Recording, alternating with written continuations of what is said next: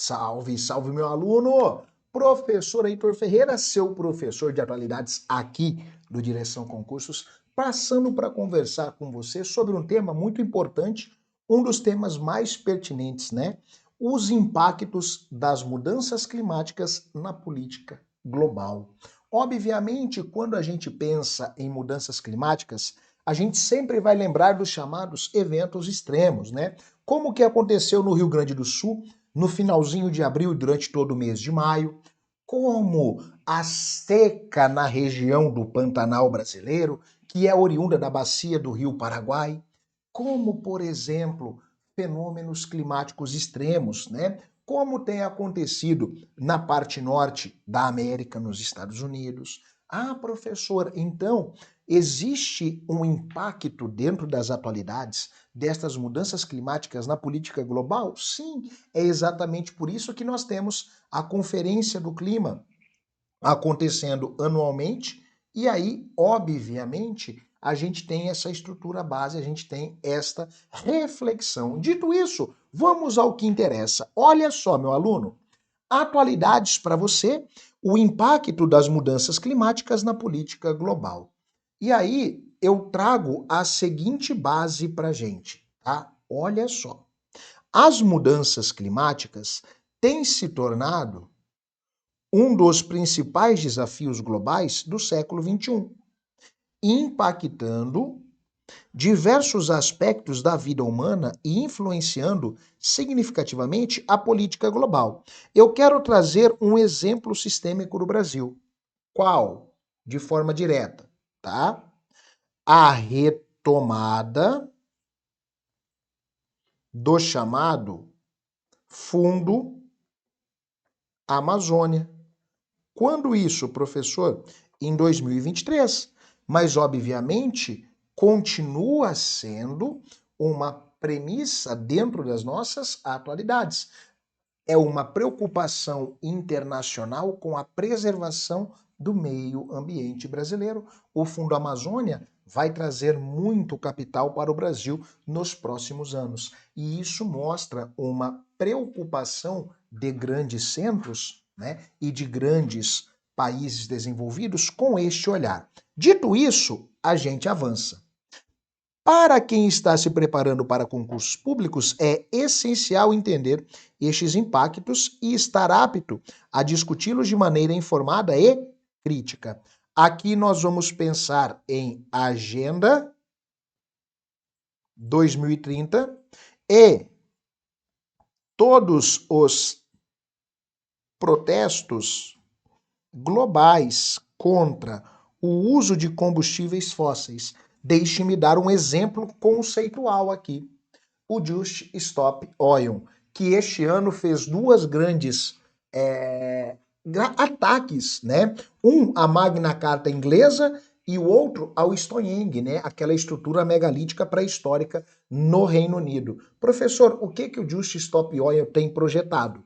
Eles fazem ataques a grandes obras, a museus, para chamar a atenção para as mudanças climáticas e tentar coibir essa mudança climática que vem acontecendo. A ideia é frear o uso de combustíveis fósseis. Agora, vamos lá, vamos avançar. Dentro desta linha, vamos entender as mudanças climáticas. Primeiro núcleo, causas. As mudanças climáticas são causadas principalmente pelas emissões de gases do efeito estufa, o chamado GEE, como o dióxido de carbono, o CO2, e o CH4, o nosso metano, e os óxidos de nitrogênio, o chamado NOx. Estas emissões são resultantes do quê? De atividades humanas, incluindo a queima de combustíveis fósseis, petróleo, carvão, gás natural, o desmatamento e as mudanças no uso da terra e as atividades industriais e agrícolas. Aqui, em especial, eu quero fazer um recorte para o Brasil. O Brasil é um dos países no mundo com maior propensão para a geração de energia limpa e renovável. Mas o Brasil tem uma dependência do combustível fóssil. Qual? O Brasil depende do rodoviarismo. O rodoviarismo traz como característica a queima de combustíveis através do quê? Do combustível, diesel e gasolina. Professor, mas o Brasil já tem o etanol. O etanol é bem menos degradante. O Brasil já tem a eletrificação veicular, mas ainda em pequena escala. Outro elemento, o Brasil é um dos países no mundo com os maiores índices de desmatamento. Ah, mas está diminuindo, né? 2023 diminuiu, 24 os relatórios também apresentam uma queda, sim, mas ainda há uma preocupação. Por isso foi retomado o Fundo Amazônia em 2023 para que países desenvolvidos possam investir e financiar o processo de tentativa de redução do chamado desmatamento brasileiro. Dito isso, eu trago aqui uma consequência. As mudanças climáticas resultam em diversos impactos ambientais, sociais e econômicos, como o aumento das temperaturas globais, o derretimento de geleiras e o aumento do nível do mar, eventos climáticos extremos, secas, inundações, tempestades, a perda de biodiversidade e o impacto na agricultura e na segurança alimentar. Então, as mudanças climáticas, que são constantemente debatidas, trazem consequências extremamente preocupantes.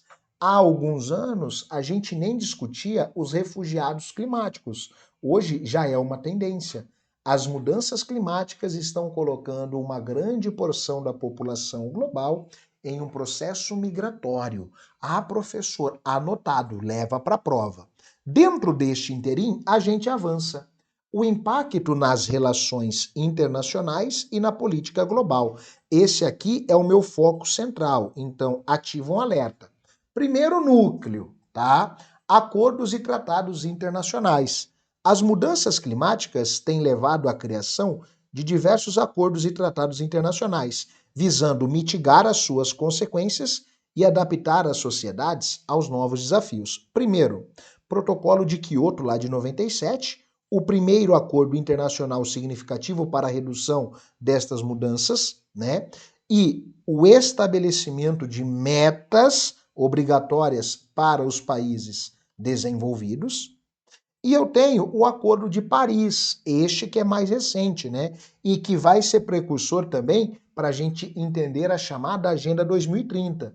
Então, quando a gente fala de GEE, eu estou falando dos gases de efeito estufa, ok? Olha o Acordo de Paris.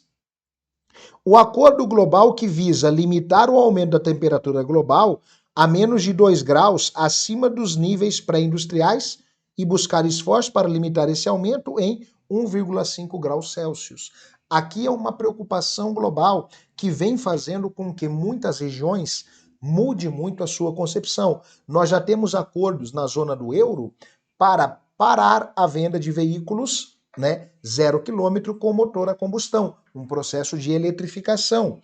Eu tenho essa discussão em torno das mudanças climáticas porque as relações internacionais permeiam muito isso. Nós já tivemos 28 conferências do clima.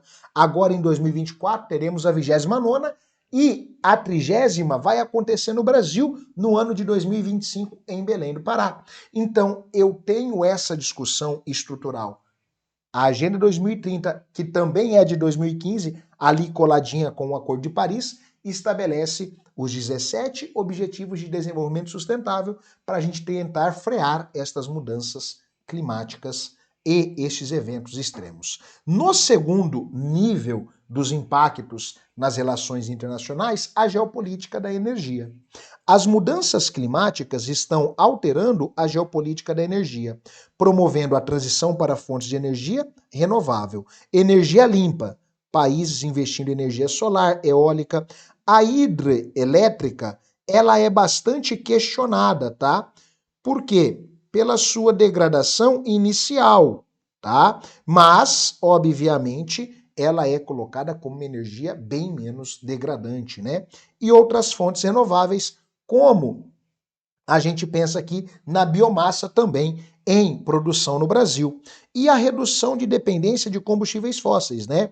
Mudança nas alianças e parcerias energéticas. Eu já tenho experiências na Europa, em especial na Inglaterra, de árvores fotovoltaicas. Que isso, professor? Eu tenho uma árvore fotovoltaica, eu paro o meu veículo elétrico, eu coloco ele para carregar na árvore enquanto eu faço alguma coisa ali no entorno. Eita, isso é uma característica da eletrificação, carros híbridos e afins. E para fechar este ponto, eu trago aqui os conflitos de segurança. As mudanças climáticas podem exacerbar conflitos e ameaçar a segurança global. Primeiro, recursos naturais. Disputas por recursos escassos como a água e terras férteis. O Brasil é um local onde muitos países desenvolvidos vão disputar para ter contato, para ter privilégios. E, obviamente, migração e refugiados climáticos, deslocamento de populações devido a desastres naturais e a degradação ambiental. Nós aqui no Brasil quase não temos esta ideia de migração. Mas depois deste evento extremo que ocorreu no Rio Grande do Sul, finalzinho de abril e durante todo o mês de maio, nós já começaremos a ter pessoas entrando nesta seara. Vão sair do estado por conta deste evento climático extremo. E para fechar mais este super bloco, as políticas nacionais e regionais. Primeiro núcleo, políticas de mitigação, né? Por quê, professor? Quando eu falo desta necessidade, né, de reduzir os gases do efeito estufa, eu tenho que pensar nos incentivos para energias renováveis, subsídios e incentivos fiscais para energia solar e eólica, em especial, e na eficiência energética. Normas e regulamentos para melhorar essa eficiência energética em edifícios, transportes e indústria. Eu tenho que trazer benefícios. No Brasil, por exemplo, quem adquire um carro elétrico vai ter uma tributação menor do que nós temos em carros que são por motor a combustão. Mas, professor, tem a questão do preço, né? A população de classe média baixa vai ter mais dificuldade em acessar um carro elétrico pelo preço final. Sim, e aí eu começo a dar esta isenção, gera um conflito de interesses, gera críticas, mas é uma tentativa de tentar diminuir o consumo destes combustíveis fósseis. E para finalizar, eu trago para você as políticas de adaptação, medidas para adaptar as sociedades aos impactos inevitáveis das mudanças climáticas. Infraestrutura resiliente, né? Construção de infraestrutura capaz de suportar eventos climáticos extremos e o planejamento urbano, desenvolvimento de cidades resilientes e sustentáveis. Isso vem sendo debatido na última década, né? Ah, professor, é complicado, mas é essencial. Dito isso, eu espero ter lhe ajudado um pouquinho neste super bloco. Bate um print aqui. Printou? Marca lá o arroba direção concurso, arroba pergunta pro Heitor e vamos juntos gabaritar este tema de atualidades na sua prova. Valeu, meu caro! Até a próxima!